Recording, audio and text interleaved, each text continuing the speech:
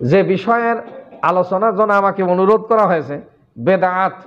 আল্লাহর নবী মিশকাতের 133 নম্বর হাদিস, কিতাবুল ঈমান, ওয়ান জাবির রাদিয়াল্লাহু তাআলা আনহু قال قال رسول الله صلى الله عليه وسلم, হযরত জাবির রাদিয়াল্লাহু তাআলা আনহু হইতে বর্ণিত, তিনি বলেন রাসূলুল্লাহ সাল্লাল্লাহু আলাইহি ওয়াসাল্লাম ফরমান, আম্মা বাদু ফা ইন্না খায়রুল হাদিস কিতাবুল্লাহ। তিনি আল্লাহ পাকের গুণ কীর্তন পড়ার পর বর্ণনা করতেছেন, সর্বোত্তম বাণী হচ্ছে আল্লাহ রাব্বুল আলামিনের বাণী। এরপরে বলছেন খায়রুল হাদি হাদি ও মুহাম্মাদিন সাল্লাল্লাহু আলাইহি ওয়াসাল্লাম, এবং সর্বোত্তম জীবন ব্যবস্থা হচ্ছে মুহাম্মদ সাল্লাল্লাহু আলাইহি সাল্লামের জীবন ব্যবস্থা। ওয়া শাররুল উমুরি মুহদাসাতুহা, এবং দিনের মধ্যে নতুন কিছু আবিষ্কার করা হচ্ছে সবচেয়ে নিকৃষ্টতা। ওয়া কুল্লু বিদআতিন দালালাতুন, এবং প্রত্যেক বেদাতই হচ্ছে গোমরাহি, ভ্রষ্টতা। জোরে বলি নাউজুবিল্লাহ। এখন বেদাত কাকে বলে? মোল্লা আলী কারি রহমাতুল্লাহ আলাই তেনার কিতাব উল্লেখ করছেন, যেটা রসুলের যুগে ছিল না, পরবর্তী যুগে ধর্মের নামে, দিনের নামে আবিষ্কৃত হয়েছে, এটার নাম বেদাত। আবার আইম্মায়ে সালাসাত যুগে, 3 সালাসায়ে কুরুন, 3 যুগে যেটা ছিল না, রসুলের যুগে ছিল না, সাহাবা আজমাইনদের যুগে ছিল না, তাবিদের যুগে ছিল না, পরবর্তী যুগে যাহা আবিষ্কৃত হয়েছে একে বলছেন কেউ বেদাত।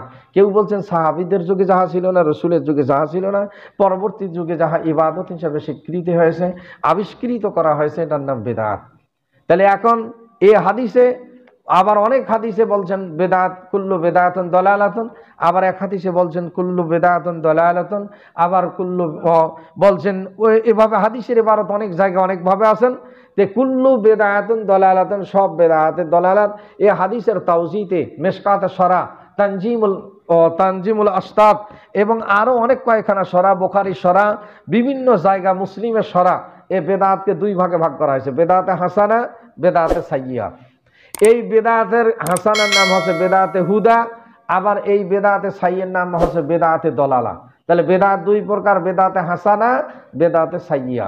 যেটা হাসানা মানে উত্তম, সাইয়্যিয়া মানে নিকৃষ্ট।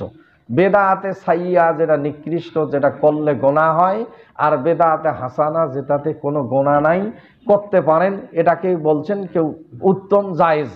এখন বেদাতে সাইয়্যিয়া কোনগুলো, হাসানা কোনগুলো? বেদাতে হাসানা প্রায় আমাদের 300 বেদাতে হাসানা প্রচলিত আছে, যেটা আমরা বেদাতে হাসানা হিসাবে মেনে থাকি। এটা যেমন বেদাতে হাসানা, যেমন মসজিদে এখন দাঁড়ি দেওয়া, রসুলের যে দাঁড়ি, কাতারবদ্ধ দাঁড়ি, এই দাঁড়ি রসুলের যুগে মসজিদে দাঁড়ি দেওয়া ছিল না, এটা বেদাতে হাসানা। আল্লাহর নবীর জামানায় কোরআনে কারিমে নক্তা ছিল না, সাহাবা আজমাইনদের যুগে কোরআনে কারিমে নক্তা ছিল না, এটা পরবর্তীতে নক্তা দেওয়া হয়েছে। এরপরে কোরআনে কারিমে জবরজের ছিল না, এটা পরবর্তীতে জবরজের লাগানো হয়েছে, বেদাতে হাসানা। এরপরে আল্লাহর নবীর জামানায় হাফেজদের মাথায় কোনো পাগড়ি দেওয়া হইতো না, এখন যেটা প্রচলিত, হেফজ পাশ করলে মাথায় পাগড়ি লাগানো হয়, আল্লাহর নবীর জামানায় এটা পাগড়ি দেওয়া প্রচলন ছিল না, এটা বেদাতে হাসানা। এরপরে আল্লাহর নবীর জামানায় সম্মিলিতভাবে মসজিদে গাঁটলি গুটলি নিয়ে থাকা, এরকম প্রচলিত ছিল না। তারপরে দিনের খাতির এটা জায়েজ, ইসলামের প্রসারের খাতির এটা বেদাতে হাসানা। আল্লাহর নবীর জামানায় কোনো কওমি মাদ্রাসা, কোনো আলিয়া মাদ্রাসা ছিল না। এখন যেভাবে কওমি মাদ্রাসা, আলিয়া মাদ্রাসা হয়েছে, রসুলের জামানায় মসজিদে নববতী আসহাবে সুফার একমাত্র প্রতিষ্ঠান ছিল, সেখানে মসজিদে নববী ছিল, আর কোনো এরকম শিক্ষা প্রতিষ্ঠান ছিল না। যত কওমি, আলিয়া, স্কুল, কলেজ, ভার্সিটি সব বেদাত। চেয়ার টেবিলে আল্লাহর নবীর জামানায় এভাবে লেখাপড়া ছিল না। এই যে আমি ডিশের উপর বক্তৃতা দিচ্ছি, আল্লাহর নবী এর ডিশ নিয়ে কোনো বক্তৃতা দিতেন না, এটা বেদাতে হাসানা। মাইক ব্যবহার, মাইকে আজান দেওয়া বেদাতে হাসানা।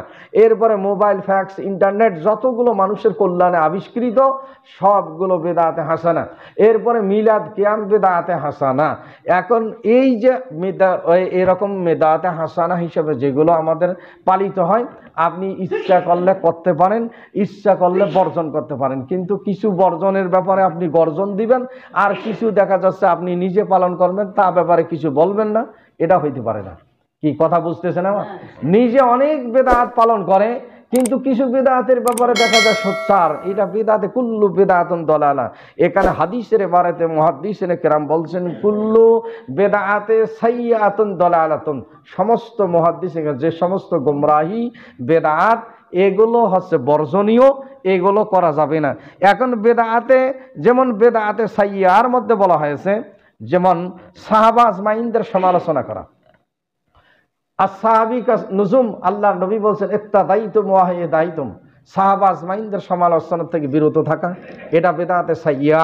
এরপরে মিলাদ কিয়ামে চেয়ার সাজে রাখা, যে আল্লাহর নবী এখানে আসি বসবে, এই আকীদা পোষণ করা বেদাতে সাইয়্যা।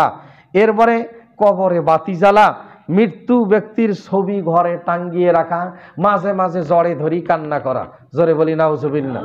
এই যে বেদাতে সাইয়্যা, এগুলোর থেকে বিরত থাকতে হবে।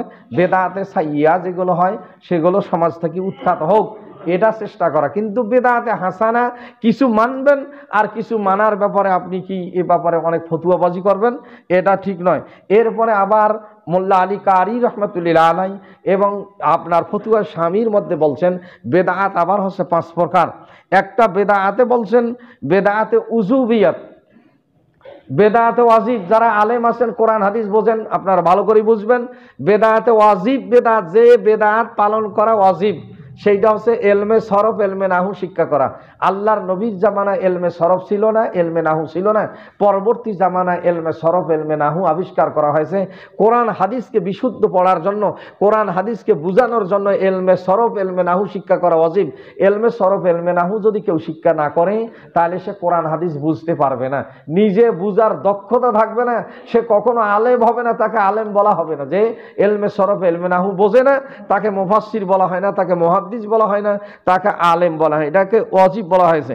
এরপরে বেদাতে মুহাররামা, যেমন জাবরিয়া এবং কাদরিয়াদের আকীদা। জাবরিয়া এবং কাদরিয়াদের আকীদা আলাদা আছে, এরা মানুষকে জড় পদার্থের মতো মনে করে, এটাকে বলা হয়েছে বেদাতে মুহাররামা।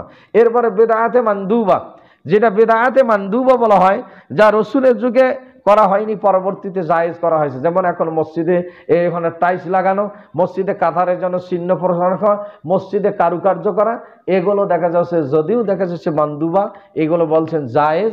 তারপরে অনেকে বলছেন বেদাতে হাসানার মধ্যে গণ্য। সম্মানিত হাজিরিন, বেদাতে হাসানা যাহা পালিত হয়, যেটা এটা নিয়ে আমাদের ফতুয়াবাজির কিছু নাই, অনেকে পালন করেন, যদি ভালো না লাগে পালন না করেন। বেদাতে সাইয়্যা বর্জনীয়। আল্লাহ পাক এ শিরক এবং বেদাত মুক্ত ইবাদত বন্দিগি আমাদেরকে করা তৌফিক দান করুক। সবাই বলি আমিন।